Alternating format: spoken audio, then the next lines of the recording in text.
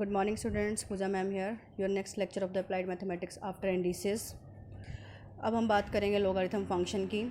Logarithm function क्या है? Maths में अगर हमारे पास कैलकुलेशन कॉम्प्लिकेटेड फॉर्म में है तो हम लॉग ले लेते हैं, ठीक। तो उसको सॉल्व करने के लिए लॉगरिथम फंक्शंस हैं। इसी तरह हमारे पास कुछ और फंक्शन भी हैं, लाइक एक्सपोनेंशियल फंक्शन है, ठीक। बट हम इसमें बात करेंगे थोड़ी बहुत एक्सपोनेंशियल की, ज़्यादा हम लॉगरिथम की।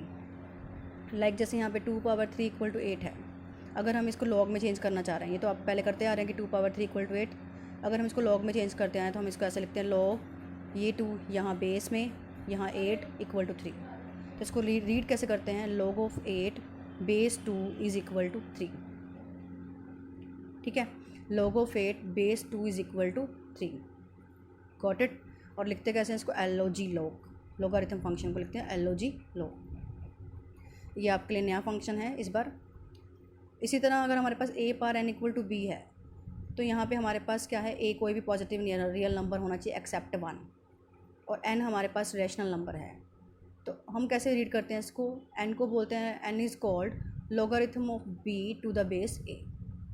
लिखते कैसे हैं इसको? लॉग ऐसे यहाँ पे बेस में a, यहाँ b इक्वल टू n, ठीक है। a power n equal to b है, एन a हमारे पास कोई पॉजिटिव रियल नंबर है एक्सेप्ट 1, और n क्या है हमारे पास? रेशनल नंबर है। तो हम बोलेंगे n is called the logarithm of b to the base a। Write कैसे करेंगे इसको? लॉग बेस a, यहाँ पे b इक्वल टू n, ठीक है। इस जो फॉर्म को a power n equal to b है, इसको बोलते हैं एक्सपोनेंशियल फॉर्म, और इसको बोलते हैं logarithm form, got it. Next, अगर हमारे पास a पावर 0 इक्वल टू 1 है तो हम यहाँ से इसी रिज़ल्ट के थ्रू एक प्रॉपर्टी निकाल सकते हैं, रिज़ल्ट निकाल सकते हैं, ठीक। कैसे लिख सकते हैं इसको? लॉग बेस से यहाँ पे 1 इक्वल टू 0। तो इसको रीड कैसे करेंगे? Log of 1 base a equal to 0। ये रिज़ल्ट आ गया हमारे पास एक। इसी तरह अगर a power 1 equal to a होता है, हमें पता ही है, इसको भी हम क्या बोल सकते हैं? लॉग बेस a 1, या से बोल दो log of a base a is equal to 1। दोनों सेम हैं तो यहाँ पे 1।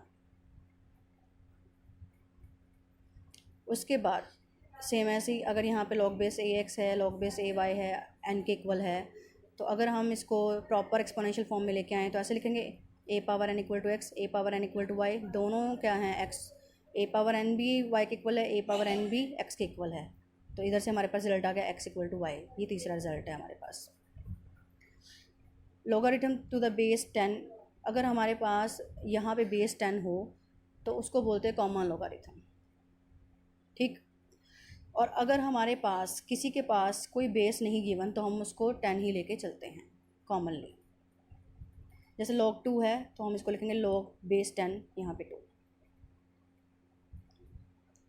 समझ आ गया? ये है हमारा लॉगरिथम फंक्शन। अब हमारे कुछ क्वेश्चंस हैं सिंपल। जैसे कि अब मेरे पास ये क्वेश्चन है, क्या है? Convert the following in logarithm form. Power form में आपको दिया हुआ, एक्सपोनेंशियल फॉर्म में आपको दिया हुआ है। जैसे a power n equal to b है, 10 पावर 4 इक्वल टू 1000 है। अभी जो मैंने आपको रिजल्ट्स करवाए हैं उसके अकॉर्डिंग हम क्या करते होते हैं, जो यहाँ पावर है वो इक्वल में आ जाती है, जो यहाँ पे 10 है जिसकी पावर में, वो बेस में आ जाता है, और ये इधर, ठीक है। तो ये हो गया लॉग बेस 10,000 इक्वल टू 4। जैसे मैंने a power n equal to b को आपको सॉल्व करके दिखाया था, यहाँ पे मैंने लिखा भी हुआ है कि log a power n equal to b हो तो log base a b equal to n, या बोल दो कि log of b to the base a equal to n। तो बस इसको हमने कन्वर्ट कर दिया लॉगरिथम फॉर्म में, यही उसने पूछा था। ऐसे 3 पावर -5 इक्वल टू x है तो हम इसको ऐसे लिखेंगे, जो पावर है हमारे पास वो इक्वल में चली जाएगी, इक्वल टू है वो यहाँ पे आ जाएगा, और 3 जिसकी पावर है वो बेस में आ जाएगा। log of x to the base 3 equal to -5। Next है लॉगरिथम फॉर्म में दिया हुआ, एक्सपोनेंशियल फॉर्म में आना है आपने। जैसे यहाँ पे है log बेस 381 इक्वल टू 4। अगर आपको वही रिजल्ट अगर लर्न है a power n equal to b, अगर इस पर प्रैक्टिस हो गई है तो आप इसको डायरेक्ट लिख सकते हैं 3 power 4 equal to 81। Same as log base 832 equal to 5/3 है तो इसको लिखेंगे 8 पावर 5/3 इक्वल टू 32। फिर जैसे नेक्स्ट क्वेश्चन है फाइंड द वैल्यू। इसकी वैल्यू फाइंड करनी है। मैं हर तरह के क्वेश्चन डिस्कस कर रही हूँ, 1 या 2। क्या दिया हुआ है? log of 16 to the base 2, इसको सॉल्व करना है, इसकी मतलब वैल्यू फाइंड करनी है। मैंने इसको लेट कर लिया x के इक्वल।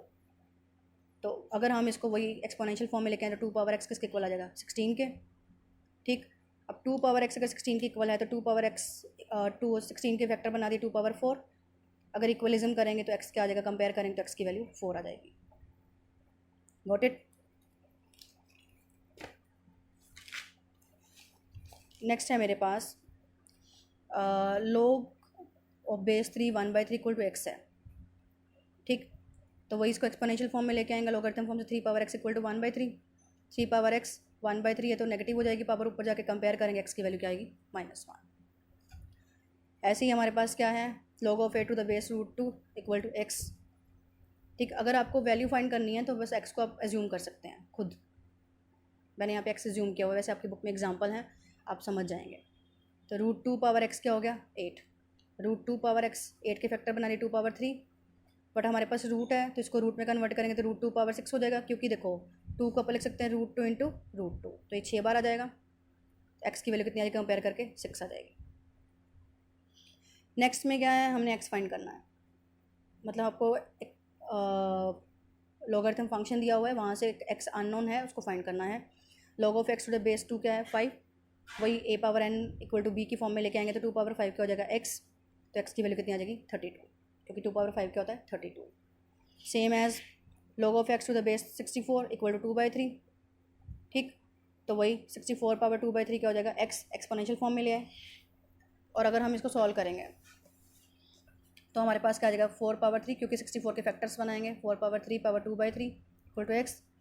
अब पावर के ऊपर अगर पावर होती है तो हम लोग क्या करते हैं, मल्टीप्लाई कर सकते हैं, 3 से 3 कट गया, 4 पावर 2 हो गया x के इक्वल, तो x की वैल्यू कितनी आ गई, 16। फिर है नेक्स्ट सॉल्व फॉर x, वही log of base two x² - 4 equal to 5 है। वही एक्सपोनेंशियल फॉर्म में लेके आएंगे, 2 पावर 5 का हो जाएगा x² - 4 के इक्वल। 2 पावर 5 4 को इधर ले प्लस में इक्वल टू x²। 2 पावर 5 का होता है 32, 32 + 4 36 इक्वल टू x²। x की वैल्यू आ गई +/6। Got it. तो इस तरह से आपकी एक एक्सरसाइज हो जाएगी लॉगरिथम की इंडिसेस के बाद। कोई डाउट हो तो पूछिए। Thank you all.